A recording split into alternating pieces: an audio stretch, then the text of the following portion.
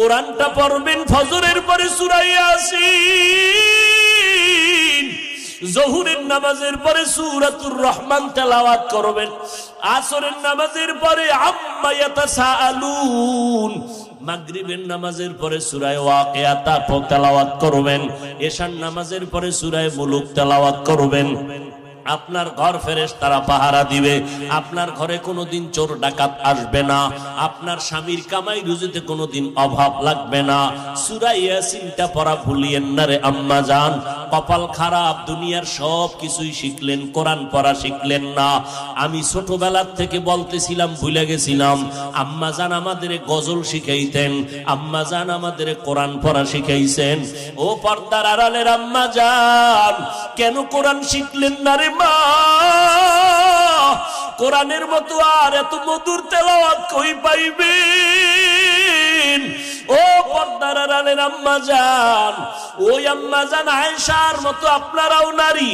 নবী বলেন, আয়েশা আমি কান্না করার কারণ হাসরের ময়দানের কঠিন কথা আমার মনে পড়ে গেল।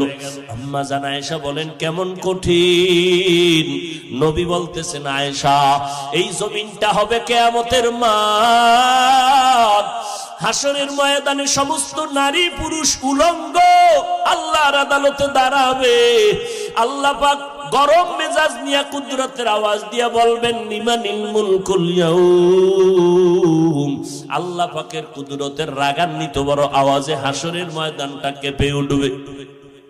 অপরদিকে সূর্যের গরম, আল্লাহ বলবে সূর্য যত তাপ আছে জমিনে ছেড়ে দাও।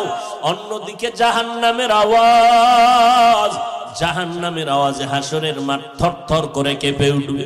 নবীজি বলেন, ও আয়েশা নবীদের কোনো গুনাহ নাই, সেই নবীরা পর্যন্ত কান্না শুরু করবেন, হাউমাউ করে কাঁদবেন আর বলবেন, উম্মতের কথা সব নবীরা ভুলিয়া কাঁদবেন, আল্লাহ আমাকে বাঁচাও। আদম নবী কান্না শুরু করবেন, আল্লাহ আমারে বাঁচাও। মুসা নবী কান্না করবেন, আল বলবেন, আল্লাহ আমারে বাঁচাও। সূর্যের গরম সহ্য করা যায় না, জাহান্নামের আওয়াজ কানের মধ্যে নেওয়া যায় না। এমন এক কঠিন পরিস্থিতির মধ্যে ইব্রাহিম নবী কাঁদবেন আর বলবেন, আল্লাহ আমারে বাঁচাও। একজন নবী ও উম্মতের কথা কেউ স্মরণ করবেন না। আম্মা জান আয়েশা বলেন, নবী তখন আপনি তো দু জাহানের সরদার, রহমতের নবী, আপনি তখন কি করবেন? আম্মা জানকে নবী বলেন, ও আয়েশা ওই সময় আমি কোন উম্মতের কথা নিজের চিন্তা বাদ দিয়া আমি আল্লাহর দরবারে মাকামে মাহমুদে সিজদায় পড়ে কাঁদব আর বলবো, আল্লাহ আমার উম্মতের বাঁচাও, আমার উম্মতের বাঁচাও। আমি একবারও আমাকে বাঁচানোর কথা বলবো না, আমি আমার মেয়েকে বাঁচাও বলবো না, আমি আমার স্ত্রীকে বাঁচাও বলবো না, আমি বলবো, আল্লাহ আমার উম্মতের বাঁচাও। আম্মা জান আয়েশা বলেন, আপনার কান্নার পরে কি হবে? আল্লাহ বা নবী বলেন, ও আয়েশা তখন আমার আল্লাহর অন্তরে মায়ার জোশ আসিয়া যাবে।